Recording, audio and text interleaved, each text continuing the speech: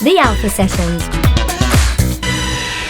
Hello everybody and welcome to this week's Alpha Sessions. I'm Lucy Wroe and today we have the absolute pleasure of introducing Chibundu. Yay! Welcome to the studio. How are you? I'm very well, thank you. How have you enjoyed your first Alpha Sessions experience so far? I really enjoyed it, actually. I like singing live. I'm always looking for places to sing live. So, yeah, I'm enjoying myself. Is this your first ever radio musical introduction? Ooh, that's a very good point. No, this is not the first... this is the first time I have sung... Oh, no, I've sung backup on radio for someone. Oh, really? Live. Yeah, for my sister. My sister is also a singer. So interesting. Yes, I sang backup for her. But this is the first time, as a lead singer, I'm singing live on radio, I think. Exciting. Well, we like exclusives, so I'm going to take that. Take it. No bloodlines, we're having that one. So you're a very creative person, you're a very active artist in many ways, and if anybody doesn't know you yet, and they're first coming across you here, you've been a writer for a while, you've released many books. I don't know if released, I always say released because of music. Yeah, released, published 3, written, yes. You put on your own stage performance about your own life. Correct. Done all sorts. You've been on BBC News, I saw a few videos of those. But we're here to talk about your career as a musician. Correct. Which started, I mean, it's up to you when it started, but your first release was a while now, 2021 or 2020? That's a while in the music industry. That's like just yesterday for me. It does feel like yesterday, but... yeah, I think it was 2021, 2 years ago. Wow, that's a while, I guess. Okay. How was that first release for you? That was Good Soil, right? Yes, Good Soil. Which is actually a partner song to a book that you wrote. Yeah, so it's kind of like the book soundtrack for my third novel, Sankofa. And it was my friend who gave me the idea. And he was just like, you should release a single with your next book. And so yes, I put them out together. And it was actually supposed to be a one-off. And it was like, right, I've always wanted to release some music. I've released this single. And then I enjoyed it so much that I was like, I want to keep doing this. Yeah. I think more books should have soundtracks. Correct. That feels like a natural combination. Yes. To be honest. And I reckon there are lots of authors out there who are also musicians, but they don't show it. No, so apparently Zadie Smith sings. So shout out Zadie's agent. Get in touch. Let's do a literary collaboration. Yes. Who's Meg Thee Stallion? Who's Beyonce? It's Zadie Smith and Chibundu. Thank you. You heard it here first. Yeah, you heard it on Alpha Sessions, exclusive. And Kazuo Ishiguro as well used to play in a band. Yes. I don't know if he sings, but he definitely used to play in a band. So. Yeah. And what was it that held you back from making music, becoming a writer instead? Because music's always been in your life, I'm assuming. So why was it that you didn't first pursue that as a career? Yeah, it's a good question. So I grew up in a very musical household. Went to church. We used to have morning devotion every morning, and we'd sing from hymn books, and I've always been in the choir, all that sort of stuff. And when I was 16, I was the runner-up in a national singing competition called J Factor. So it was a gospel singing. The J is for Jesus, of course, the Jesus Factor. And I had the Jesus Factor, and I came second. Wow. I came runner-up. And I actually got a lot of interest from I don't know, scouts or A&R people or whatever. And this people at a record label, I was 16 at the time, they were like, yeah, you come in, we're interested in signing you. So my dad and I kind of traipsed over. So at this point, my parents live in Nigeria, and so I was here but in boarding school. So my parents happened to be in the country, but they didn't live here. So my dad and I, who know nothing about the music industry, we traipsed along to this studio in Ladbroke Grove, and we met all these people. And we think your daughter is super talented. We want to sign her. This is my record label voice. And so I sang a song for them live, and they're like, yeah, we want to sign her. And so the next step was for me to come down to London and record all the songs I've written in some sort of pre-recording, and then we would, I guess, pick which one we thought would be ready for release. And after we had this meeting, my dad is a really spiritual person, and he's also very Nigerian. He just sent me a text and was like, I don't think you should go ahead with this. Stay in school, and when the time for this is ripe, it will happen. But this is not the right time. I mean, Nigerian parents and stay in school, that's 5 and 6. So yeah, stay in school. But also, I do think he was right. Now, I mean, of course, at the time, I was like, you're thwarting my dreams. You're thwarting my dreams. But I do think he was right because I was 16. My parents didn't live in the country. And everybody, the strangest thing, everybody we met in that studio was a man. Now, what we hear about the Me Too movement and all of that, I'm not saying there's anything wrong with those men. I don't know them from anywhere. But that's not the environment for a 16-year-old girl whose parents are not around. It's not the best place. And I think that was some of what he was sensing, that like, this is a bit too adult for you, and we're not here to supervise and make sure, like, you know. And I think, especially when you're young, if you don't know who you are, the music industry is not like the place for you to go into, because then people will say, oh, you should dress like this, oh, you should sound like this. And I mean, I always joke, like, you know, like, I wear my own clothes, you know, nobody's going to tell me, like, you need to do this to be successful, and I'm just not interested in that. And I feel like knowing yourself, so I mean, you know, it would have been nice to be, I mean, Taylor Swift or whoever, but, you know. But at the same time, do you think going through that process up to that point defined what kind of person you grew into now, and coming back to music, if you'd never gone through that process and got to that point where you were deciding, should I do this, should I not, do you think it was an important process to be a part of? Yes, it was, because it made me think like, oh, I'm good. I didn't expect to be runner-up in the Jesus Factor. I didn't even expect to make the final 10, to be honest. So like when I made the final 10, it was like, oh, okay, I'm a singer. Let me start adjusting my clothes. And so it was always kind of there at the back. But then also I got really signed. I got signed really young. So I got my publishing deal when I was 19, which is not that long after. It was just 3 years after. And so then it sort of seemed like this door and this route had opened up for me, and I published my first book, and then I published my second book and my third book. And it was like, okay, this is like me traveling down this path. And to be honest, if not for the pandemic, I probably wouldn't have started releasing music. I think the pandemic gave me the time to stop and think and actually start writing songs again. So my first single was written for Sankofa, but my third single was a song that I've started probably like a decade ago. So I have all these fragments of songs that have been floating around. So I think, yeah, the pandemic helped me to explore that side of my creative practice. What is your process like first? So you say you have fragments, which I think some writers do things from fresh straight away, and they leave old things behind, and some people tend to jump back a lot. Do you have like a whole backlog of things just sort of waiting there, like little ideas that you haven't developed that you go back to? Yes, it's a mix. I have ideas I haven't developed, and I also have things that are from scratch. So Good Soil was from scratch, and Coming Home, my first single, was from scratch. Heartbreaker is old. And actually, there was a period, I still have a lot of old songs that I think I've changed my mind now. But when I first started with my music, I didn't want to release them because I thought, these are so good. Like, I have to save them. I don't know what I was saving them for, but I have to save them because these are so good. And like, I realized that I was operating from like a scarcity mindset. So like, I believe that like, you know, I'm a Christian, that my creativity comes from God. This is something God has put in me. And because I have access to God, who I believe is infinite, then my creativity cannot run out. So like this idea that I have to hoard my best stuff. And actually now I go back to those songs and I'm like, they're not even that good. I'm writing better stuff now. So who knows if I will ever release them. But yeah, there was definitely that you know, hoarding of the good sauce.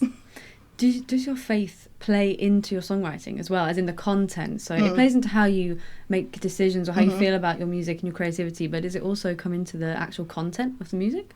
It does, kind of. So let me back to you. My husband doesn't like me saying this. I'm just like, he's my muse. He's like, please, just leave me out. Leave me out of that. Bring me in. But so let me back to you on one level is about just kind of like romantic relationships and how... because I've known my husband for a long time before we actually started dating. And so there's that sort of feeling of all the broken relationships beforehand led me back to you. Even though you were there, it's sort of, it didn't happen immediately, but eventually I was led back to you. But then at the same time, on another level, it's also the story of the prodigal son in the Bible, and how, again, if you know the story, the prodigal son abandons his family, abandons his father, goes off and has a life of debauchery and all of that, and then decides that actually I want to come home. And again, that story of the broken road leading him back to his father, and his father welcoming him. And like it's a parable, and it's human beings when Jesus is telling the story, but sort of the father is God. So I think it's a song that works on two levels. So like there are books in the Bible like that. So Songs of Solomon is like a man talking to his wife, but then also some people read it as God talking to the church, his bride. So it's like on two levels. It's about me personally, but there's also like a backing spiritual kind of That's thing. Nice.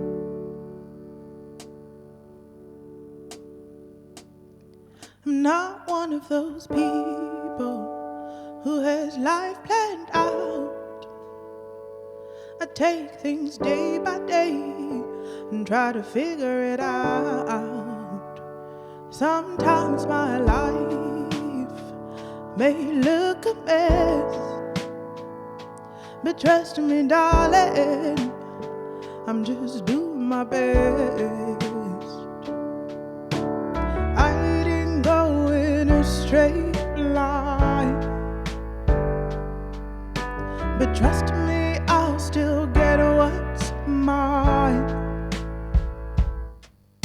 The broken road, the nights I cried, how did I get things so wrong and end up where I belong? I ran away, I lost my way. Still, it led me back to you.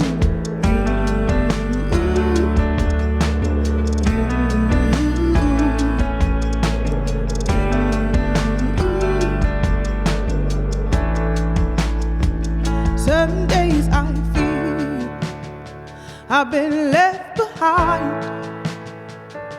I wanna start over, I wanna press rewind. But if I did, where would we be? This crooked journey has led to you and me. I didn't go in a straight line, but trust me, still get what's mine. The broken road, the nights I cried, how did I get things so wrong and end up where I belong? I ran away, I lost my way. See,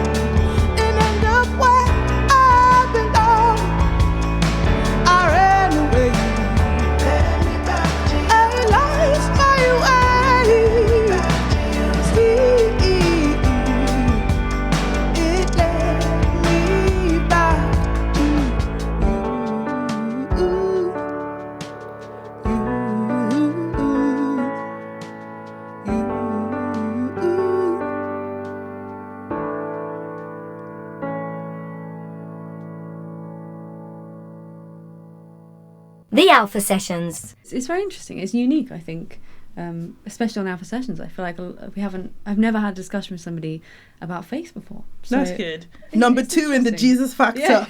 Number 2. Exactly. It's always going to be with you. It's always going to be in there. Tell me more about making Led Me Back to You, the process, like recording, the studio time. Do you work with the same people or producers that you know very well? So for my first 3 singles, I worked with the same producer, a fantastic guy called Fez, really good friend. But Fez also obviously worked with lots of other artists. So he didn't quite have space in his schedule to fit just one song in, which kind of makes sense if you're producing a whole album for another artist. So I hit up my good friend Vincenzo Capodivento. He's Italian. I hope I said that right. We just call him Vinny, but I just thought I should give him his full name, his government name here. I don't know why.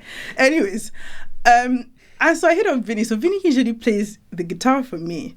And I think both of us are at a similar stage. So he's quite an accomplished guitarist and bass guitarist. And so he plays for a lot of artists in gigs and all of that. Some fairly well known.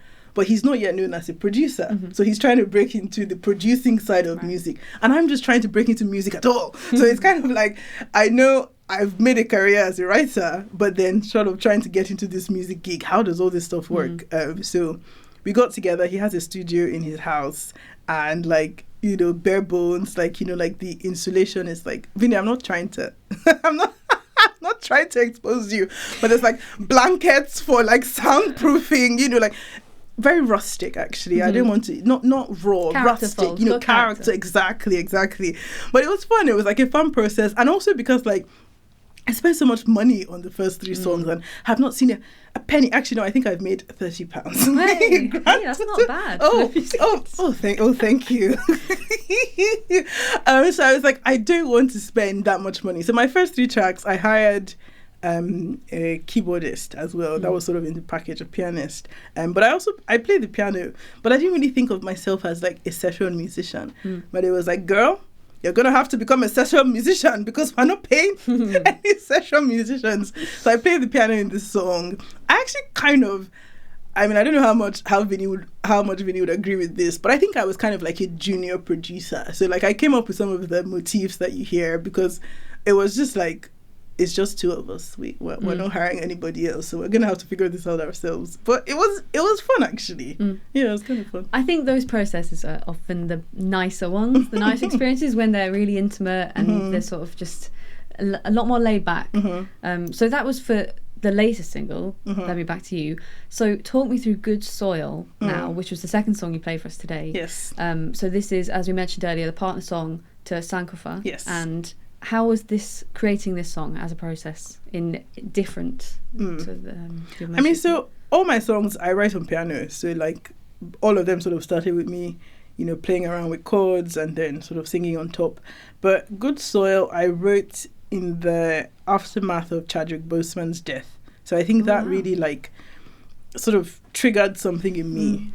So that was during the pandemic again, sort of being home alone, and I was watching all these videos about Chadwick Boseman and how much he'd meant to the Black community, to the African diaspora, and obviously with Black Panther. Not just Black Panther, the films he chose to act in and all of that. And I guess I was really moved by it. And then also my novel Sankofa had the themes of like identity and heritage and all of that. And so the lyrics of Good Soil sort of came out of that. You know, my roots run deeper than your untruths. This tree grows tall, it's planted in good soil.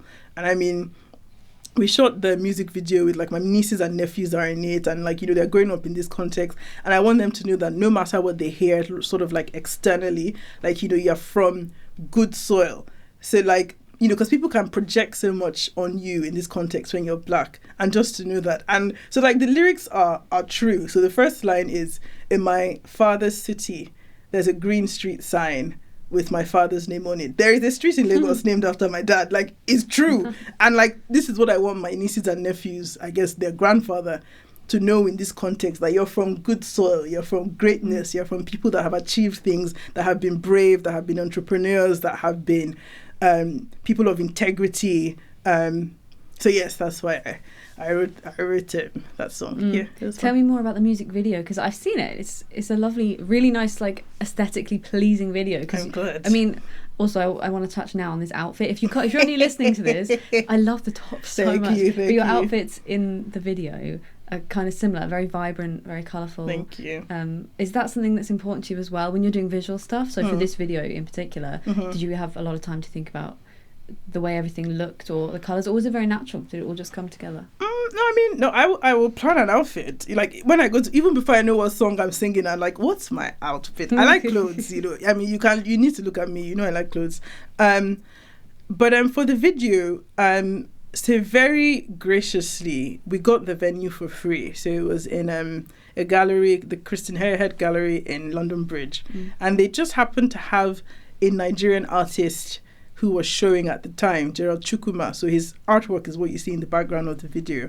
And like, I wanted it to be vibrant, colorful. And basically everybody in that video is friends, family, and then acquaintances that I just bothered until they agreed to be in the video.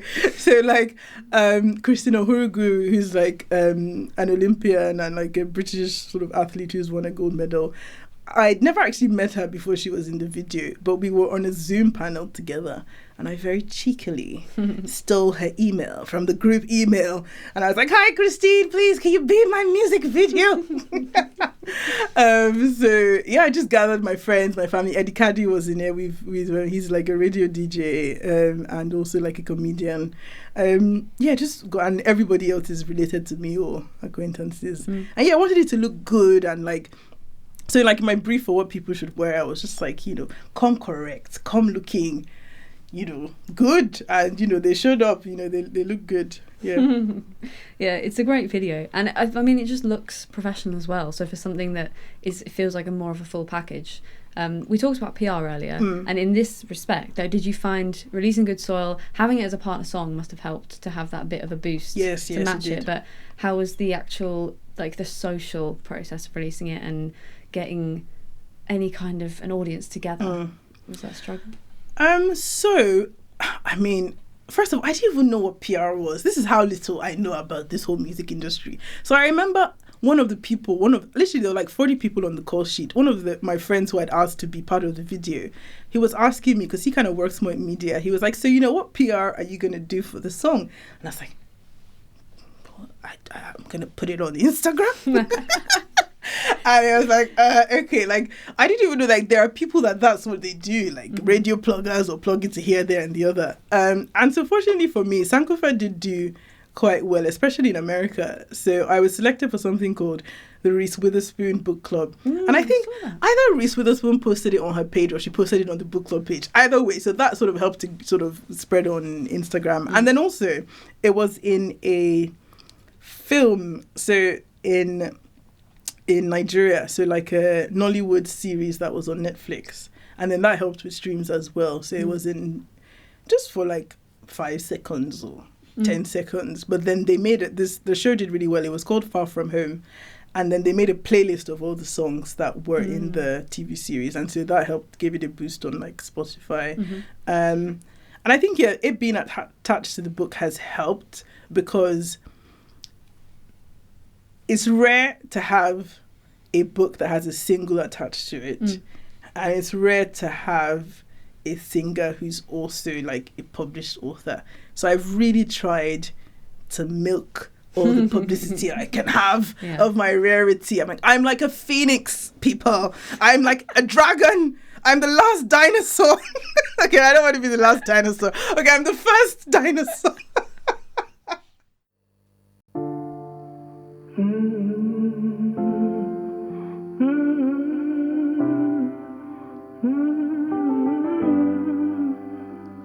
In my father's city, there's a green street sign with my father's name on it.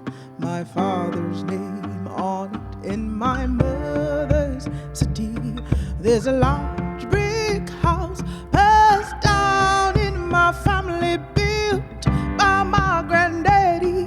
There's greatness in my history, there's strength in my blood, there's wealth in my legacy, crowns in my ancestry. We've been through the fire, we've come through the flood. We rise from the ashes, we rise to the dawn. My roots,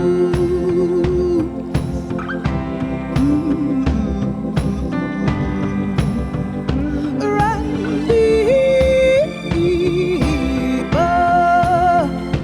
than your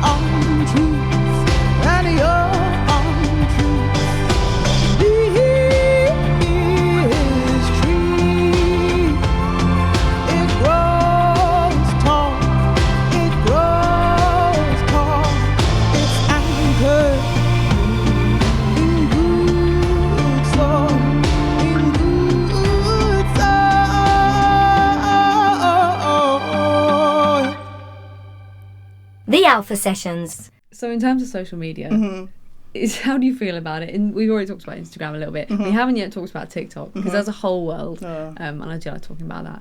But when you released Good Soil, how was the whole playlisting process and getting it onto as many platforms as you could? Did you do it all by hand? Did you get response from social media? Because your following is already quite good because of being a writer. But did the people that follow you translate? Did they listen to the music and enjoy it? Did you get messages? Or are they quite separate worlds? I mean, I don't think they're separate. Like, people come to my music via Instagram and via social media. So, like, I'm an independent artist. I just put the music up on something called DistroKid. Yeah, I use DistroKid. Yeah, exactly. And I just sort of distributed there. And, like, I think I've stopped calling myself an unsigned artist, and I've started calling myself an independent artist, because I think unsigned makes me focus on all the things I don't have. Like, I don't have the budget, I don't have the this, I don't have the that. Whereas when I think of myself as independent, it's like, no, actually, I'm independent. You know, like, I'm an entrepreneur. I'm my one-man record company. So it sort of, like, just helps me shift the narrative, and just try and get it out. I mean, social media, everyone told me, oh, you need to be on TikTok is where the singers are. TikTok, oh my gosh. It's a lot, isn't it? It's a lot. Eventually I have signed up for TikTok. I don't know how it works. Like, I just post videos on there. As I said, I have 11 followers, 11 committed, I'm sure, followers, but I guess I'm still trying to figure it out. One thing I just try to tell myself is not to put too much pressure on myself. I'm doing this because it's something fun. I sort of have to keep reminding myself that, like, hopefully it becomes a proper job, but it's not yet a proper job. It's something fun. So don't, like, suck the fun out of it by trying to be like, I should be here, I need to have done this. And just be, like, grateful for, like, whatever you have. I think that's something that can happen in any creative industry, always looking over your shoulder, who has this, who has that. And so I think I posted a video on TikTok.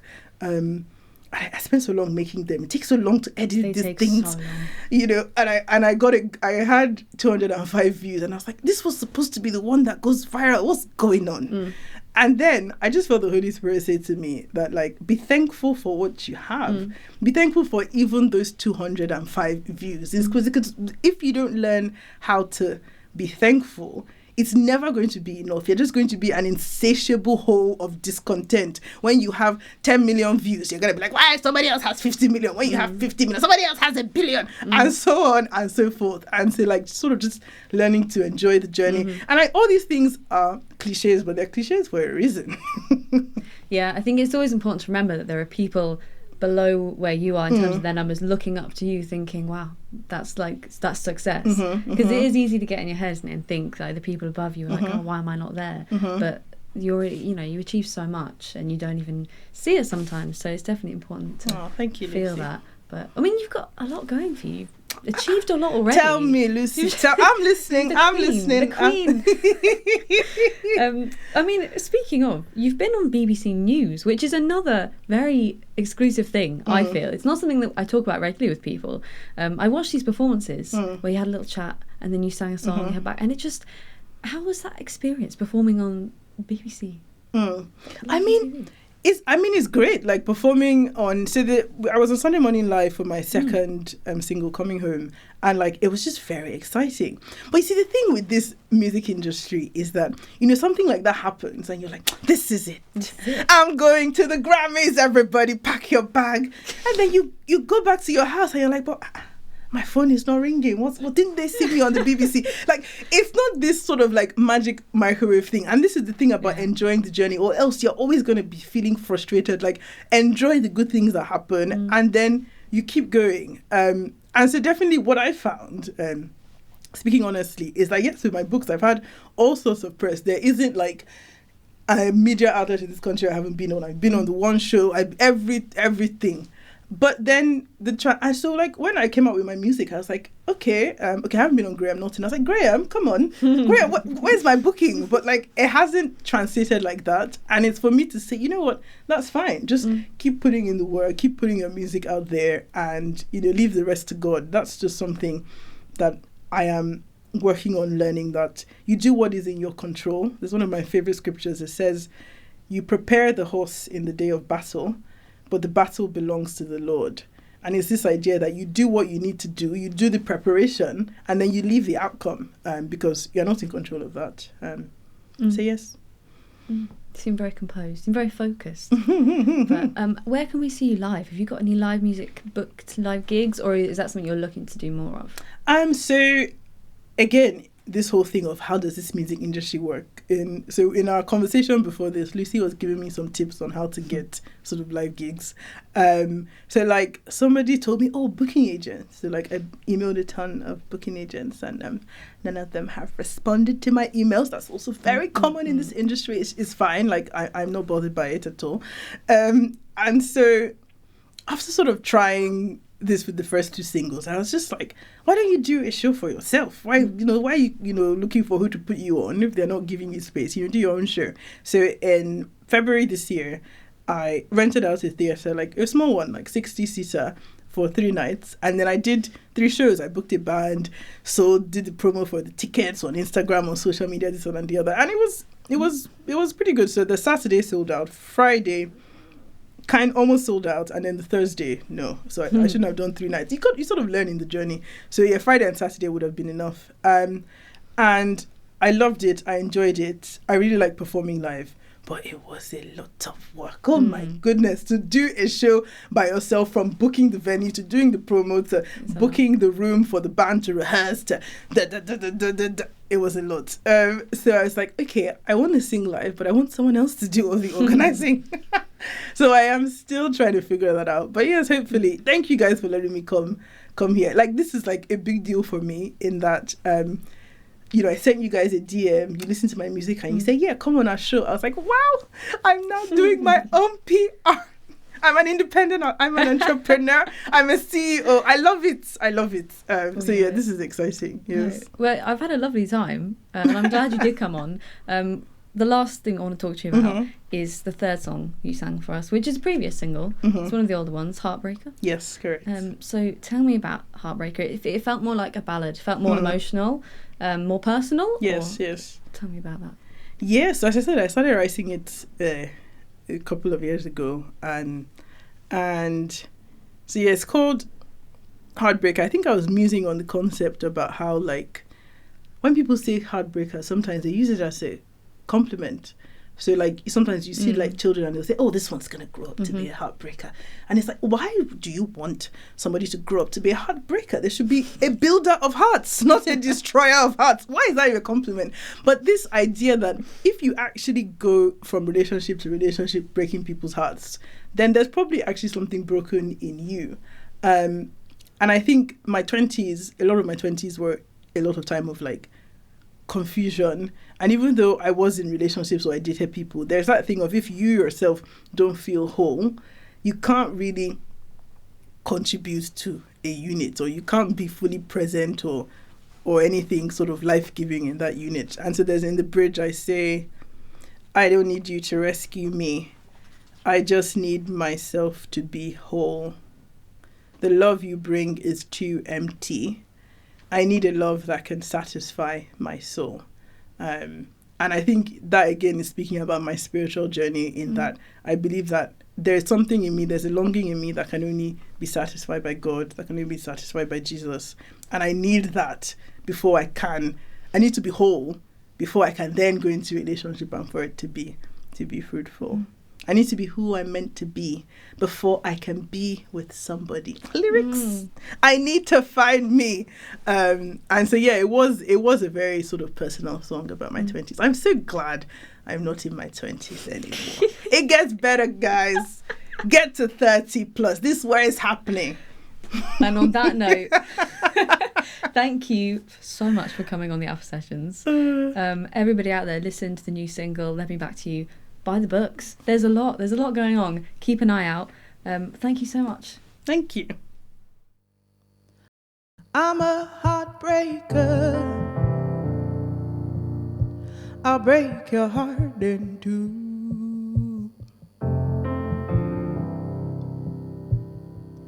I'm a heartbreaker.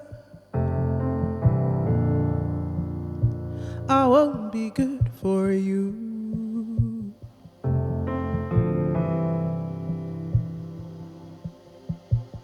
Run, run as fast as you can. Don't even think of becoming my man, 'cause I burn.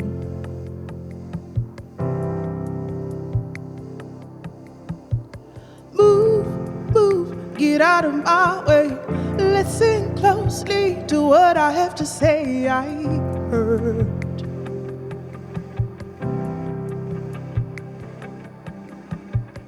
I'm not playing. Take a warning. Go, just go. I'm a heartbreaker. I'll break your heart in two.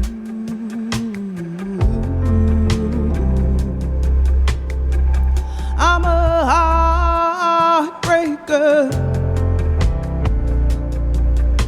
I won't be good for you.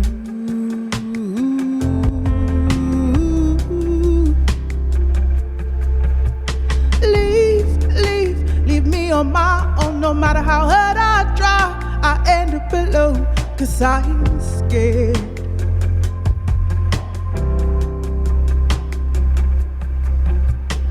I'm not playing. Take a warning. Go, just go. I don't need you to rescue me. I just need myself to be whole. I wanna be whole. The love you bring is too empty. I need a love that can satisfy my soul, my soul. I need to be free. I need to be free. I need to be free. I need to be free. I need to be who I'm meant to be before I can be with somebody. I need to find me. I need to find me. I need to be free. I need to be free. I need to be free. I need to be free. I need to be who I'm meant to be before I can be with somebody. I need to find me. I need to find me. I'm a heartbreaker. I'll break your heart in